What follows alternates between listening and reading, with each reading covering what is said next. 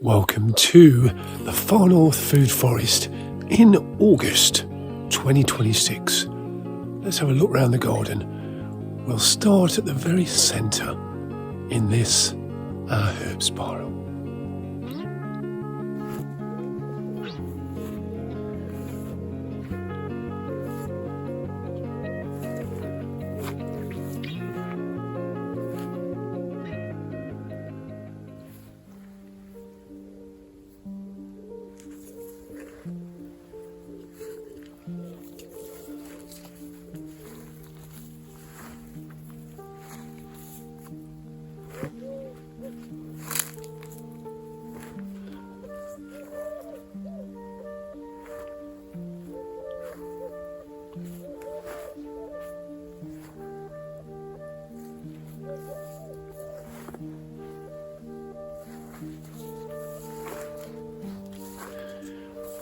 The herb spiral moves out into fruit, so it finishes off here with some meadow sweet and comfrey, and then moves into some blueberries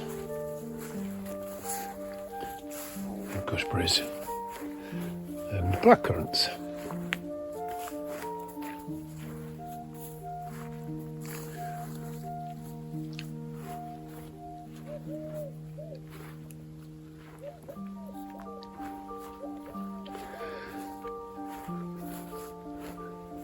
Interspersed with nasturtiums.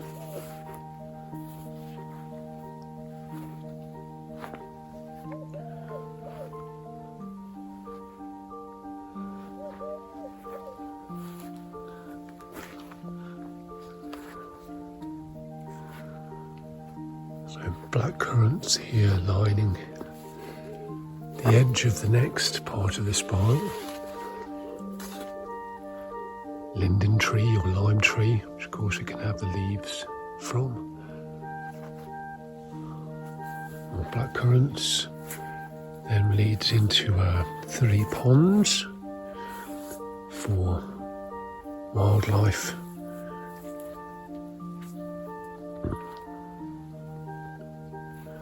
But also to show that it's important to find ways to keep our water clean as well. So we have irises in this particular pond. Someone is all about sharing the environment in a forest garden with the rest of the wildlife that is here and building up the ecosystem. And what about cleaning the water? You can see this particular one has lupins here that will be helping nitrogen fix. We have different types of ground cover here, including these cornatas, viola cornata, some self-heal. And these ponds are all usually trickling away as solar powered pumps in them.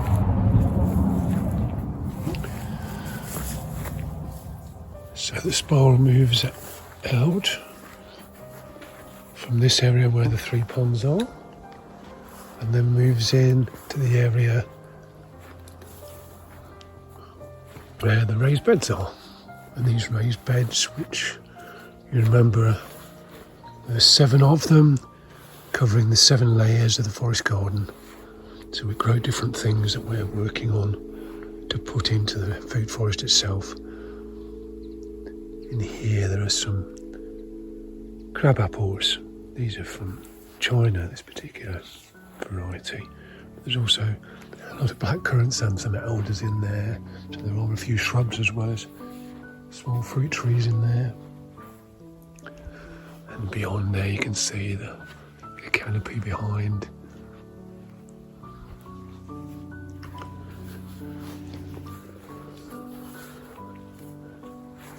Still waiting for our first mushrooms. Should be due this month, we hope. Some shiitake and some oyster mushrooms on there. Now this area here has been a really damp but warm year, and so got trouble here, I think, with blight. So we're going to have to take some of these out and see what survives. So there's some work to do there with potatoes. Tends to happen quite often in August. Just began, but it usually happens midway through August, a bit earlier this year. I say it's been quite damp, but really quite warm, and it's not ideal. Often brings blight into the garden. So this, you can see the ground cover in this area is mint, which is taking over. Don't mind. I'm just surrounding the gooseberries, so we've still got plenty of gooseberries in there. We have some roses that are growing through the gooseberries. I'll just use my crutch here to have a look in there. Yeah, there's still a few gooseberries in there. Of course, our blackbirds have been devastating them, but we've had a few, so not too much. A few more in there. Comfrey, of course. Quite a mix in here. Some chives, as you can see. Some sweet cicely. Daylily back there. Daylily, of course, edible, but just if it's something new to you, make sure you test it first, because there are some people that do react to daylilies. All the gooseberries. When we come round, then the spiral sort of opens up. We come into a section with a lot of raspberries in here. We've multiple raspberries we picked, but we've got more and more that will be coming in this area. On the inside, still got plenty of meadow sweet growing. Rosa rugosa in here, so we'll soon have some big hips from the Rosa rugosa. There is actually this year, I've let this area grow much bigger than I should have done, probably, because in here we have an apple tree that's been overwhelmed, although it still has some good apples on it. So I'll open this up, I think, quite soon. Don't mind the cleavers in there, then we can eat the cleavers. I'm waiting for the seeds, so we can dry those seeds out and use those. So I don't mind cleavers in there. Reminds me of the old English hedges.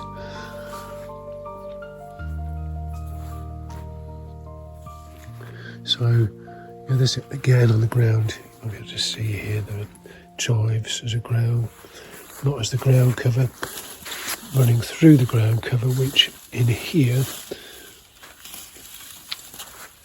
let's see one of the little flowers, is Siberian purslane.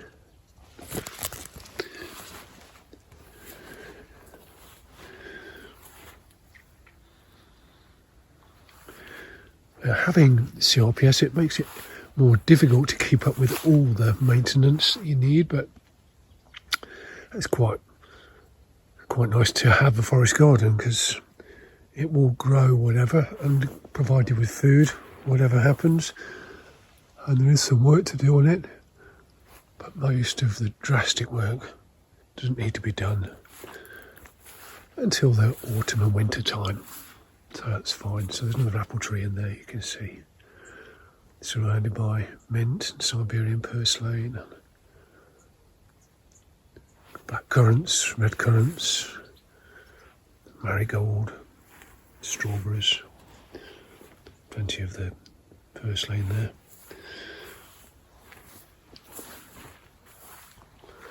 So the spiral begins to move out a little bit wider. You can look back towards the centre of the garden where the herb spiral is, and you can see the 7 raised beds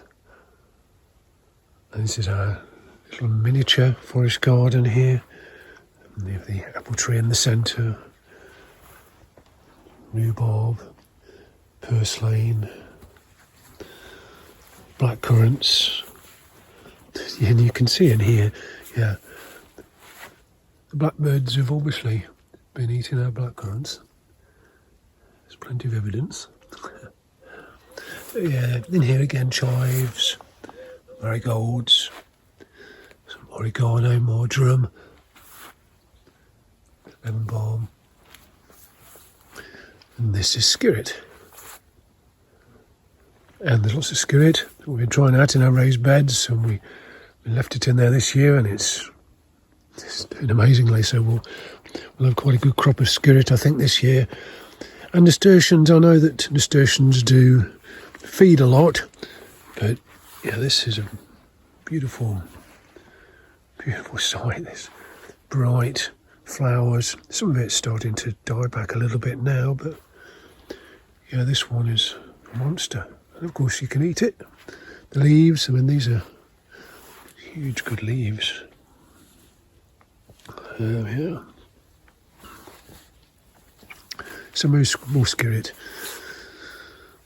And broad beans growing in here. And there's potatoes that are regrown in here. Thought I'd taken all of them out, but they're still growing. And we have the garlic that's ready to come out of there.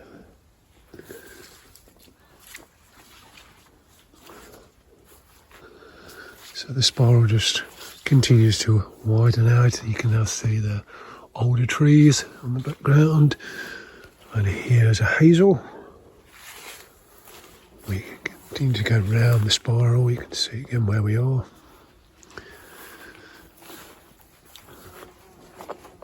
There's a pear tree in there.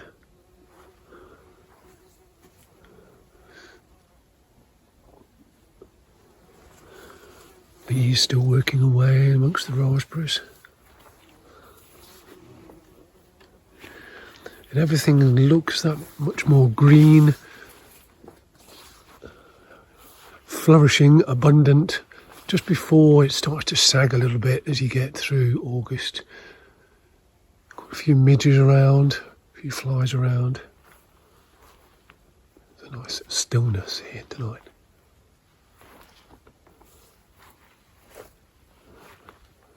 Yeah, that's actually a crab apple. Didn't have any this year. This is Malus fusca. Comes from North America, Canada. Grows in sort of boggy areas, so it's ideal for this area. We're just recreating this area, so we put some cardboard and some plastic down just to kill off some things. We allowed the nasturtiums to grow in there, and they're quite happily doing so. And the spiral keeps moving out to a chokeberry, salmonberry, which has stopped now pretty much. There's 1 or 2 berries come on there, but not so many now. And apple trees.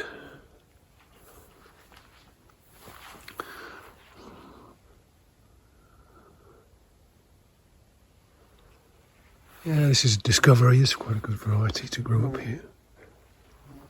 Oh, we have Discovery Red Devil as well, which is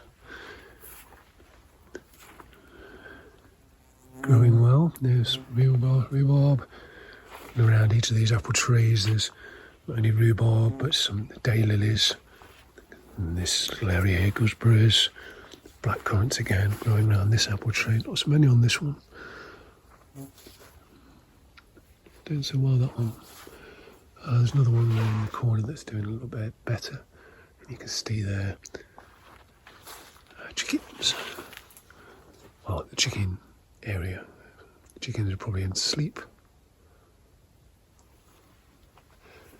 And the spiral has come round to now what is the back of the raised beds.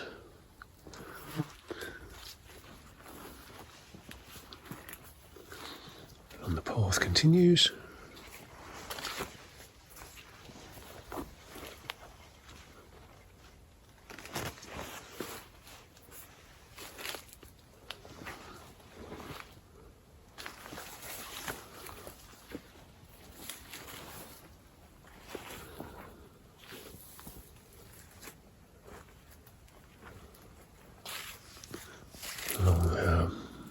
mint path.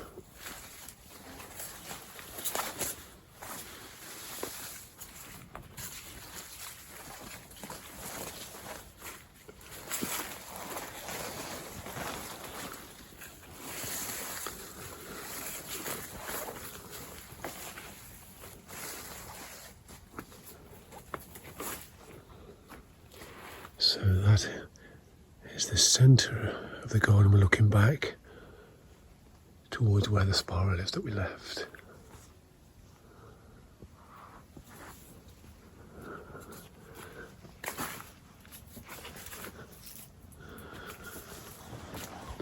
And this area here, which is not finished, it will be our new compost area. It's still unfinished. We'll get there. Maybe not until the winter now, but we'll get there.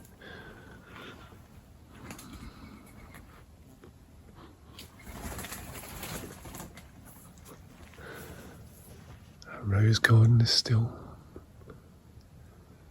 going well.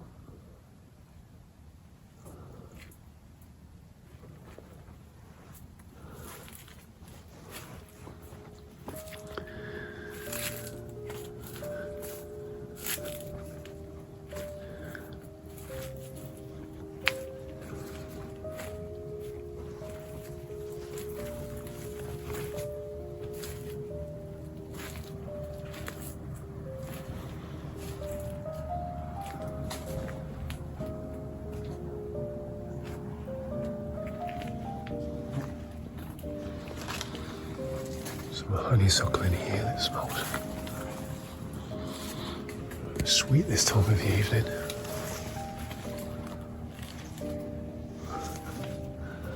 Some Alexanders here which will use the seeds when they dry out a little bit more, like these ones here. We can use these dark seeds,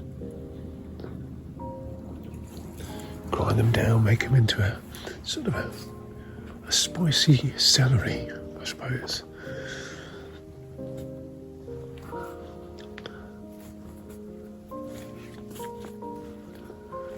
There's plum trees in here, lined with blackcurrants. And the plum trees are just starting to ripen the plums. Still got a little way to go.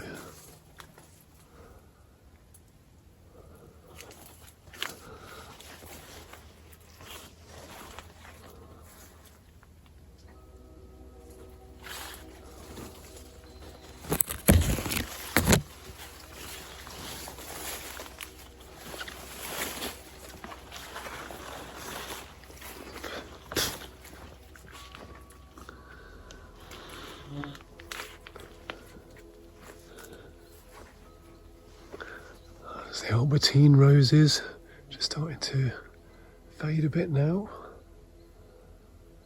and the pergola with lime trees growing up there, linden trees, and the hop is growing up into the canopy.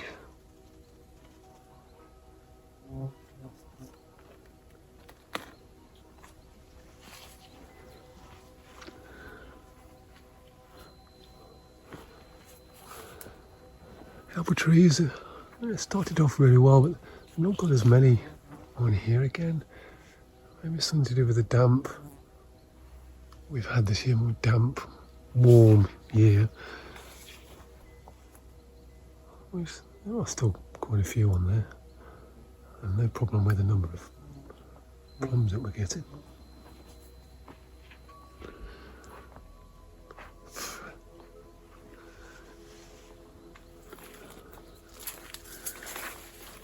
Plenty of blackberries to come along here.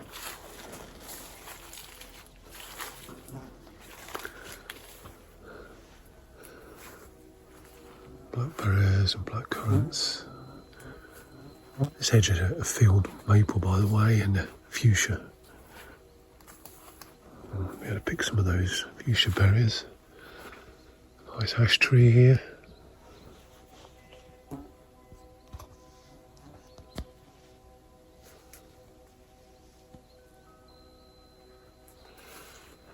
this is the second spiral that we have.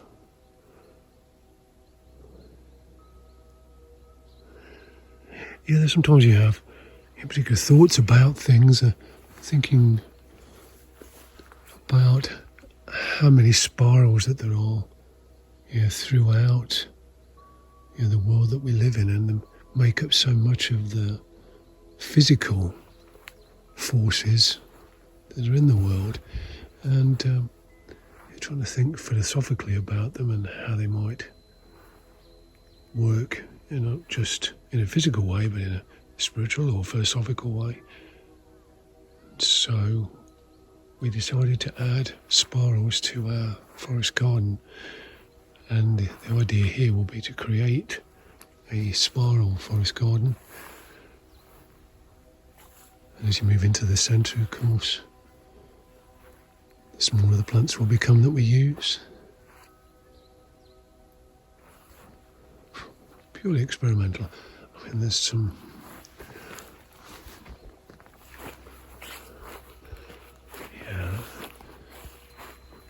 there's a burdock just there.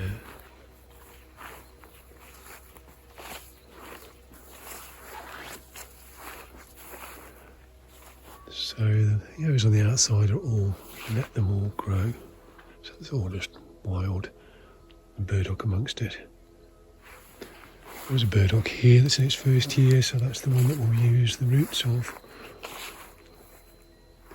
for our dandelion and burdock.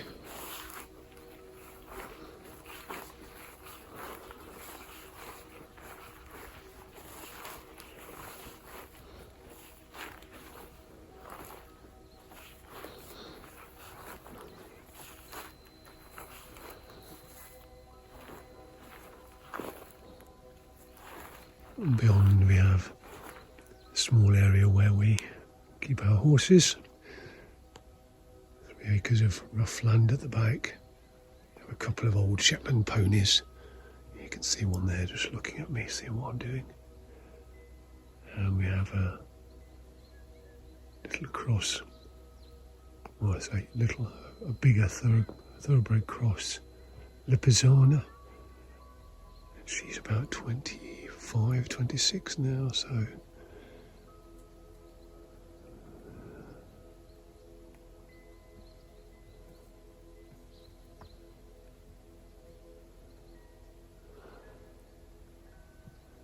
few horseflies around, and midges, so they'll probably go and hide in the stables for a little bit. See the midges gathering around me too, so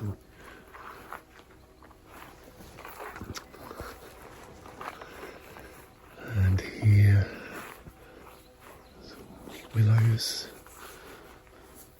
oak tree. We cross a small bridge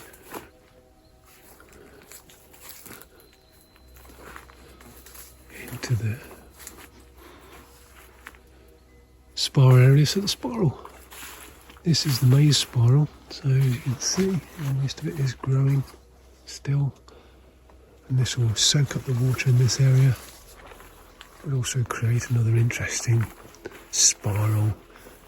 The Japanese think about spirals in this sort of slowing down mindfulness way of becoming a journey, philosophical journey, and it does make you slow down.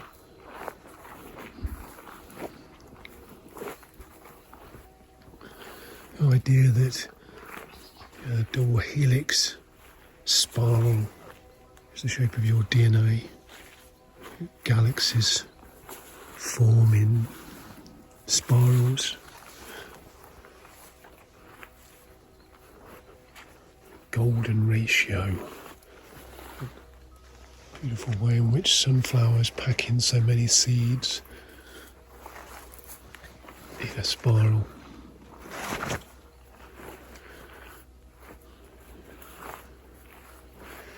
The spiral philosophy can sort of expand from there, I suppose. Instead of life being about a linear time, a beginning and an end, or a circular life that seems to repeat itself endlessly. Every day is a spiral, and we appear to go round sometimes through the same experiences, but spiral always takes us a little bit higher, seemingly to the same spot, but a little bit higher. And so the spiral idea would be that we continue to learn, either physically or mentally or spiritually. And so we don't keep repeating our life, we are continually learning. And the mistakes are meant to happen. So this is just an area that's forming, if you like, into a part of the forest. So we started to grow trees in here, and we have a bit of a relaxing time in here and around the fire. And so I'm sure I've shown you this if you've watched our channel before. Interesting to see though just how much the trees have filled out. The alders fill out later in the year, but some of the younger trees that we've been trying to grow beginning to grow a little bit larger out there. What we do is we still allow areas for wildflowers to grow in. Thistles, fleabane over here.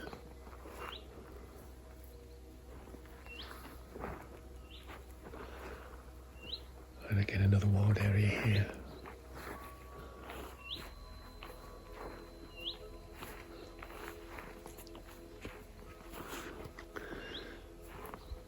Interesting. Just having a look at this. So I don't think this is anything to worry about. It's not cow parsley. It is in an umbellifer and probably in the carrot family. It doesn't have any purple on it. It's actually quite hairy on there. Not entirely smooth. So we'll check on that. I don't think it's anything to worry about, like hemlock would have, those purple spots on the stem. It would be completely smooth.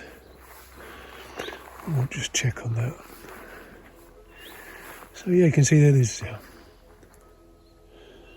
oak tree is growing away there.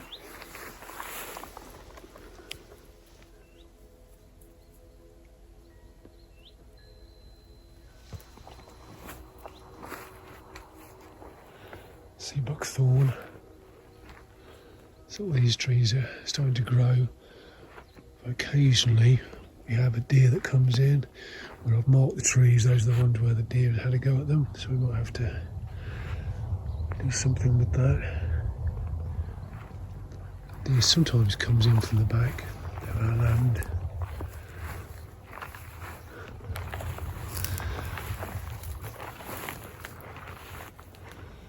So that is where our horses roam.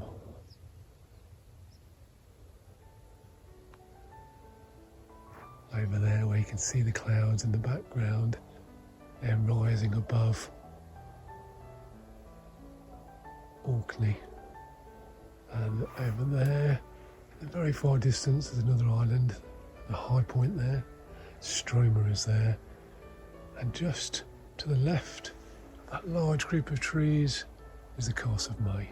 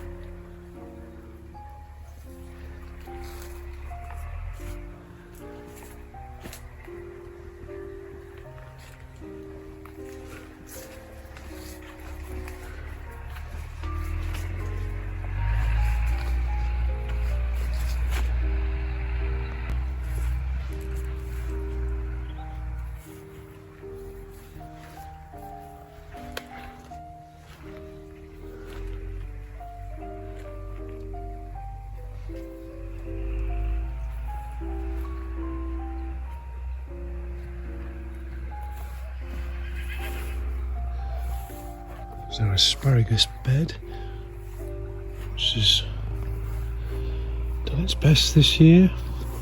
There's chickweed in there, which is the ground cover, and a nasturtium that has crept in there. Of course, the kale, Taunton Dean, perennial kale.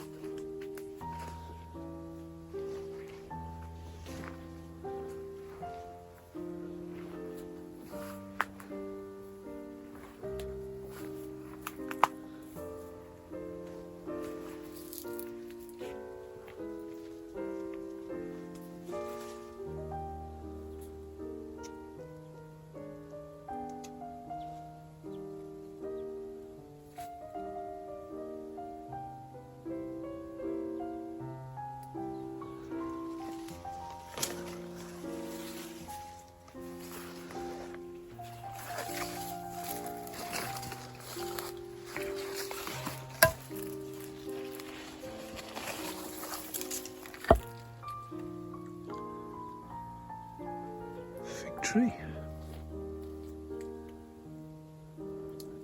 an olive, lots of lavender, marjoram and St John's wort, meadow sweet, marshmallow and soapwort, some spirea.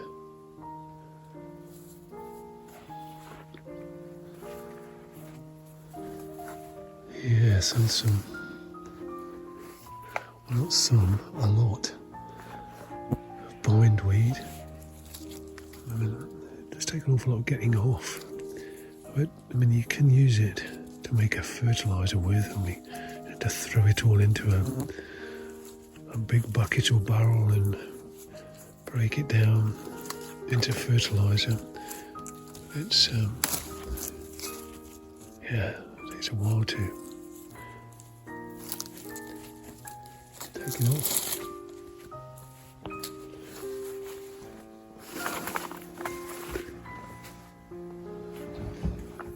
Meadow sweet, and this is valerian here. Beautiful smelling valerian. If it's not already in a perfume, it should be. Relaxing herb, of course. Lovage. There's the juniper bush growing well.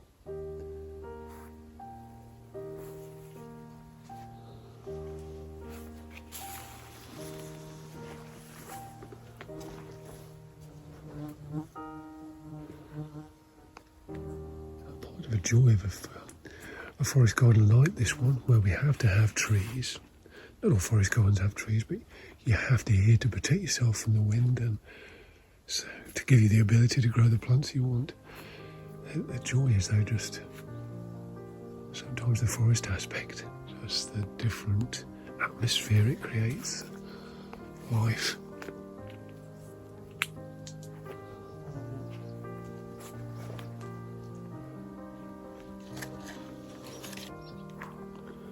little oak there. It's marking one of our golden retrievers that died a few years ago. Dylan. Anyone that lives in Scorscore might remember Dylan. He used to take himself for walks quite regularly. This is a big poplar tree and it's covered in this Russian vine which copes with the nasty, strong, persistent westerly winds. So we allow it to grow on that.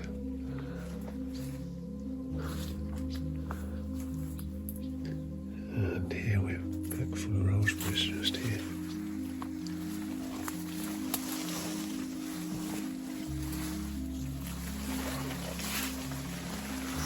Another plum tree up above.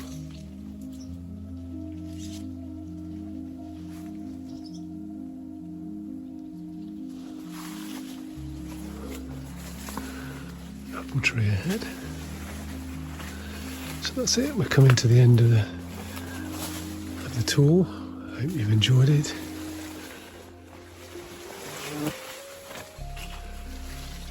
And we'll see you again soon in the Far North Food Forest.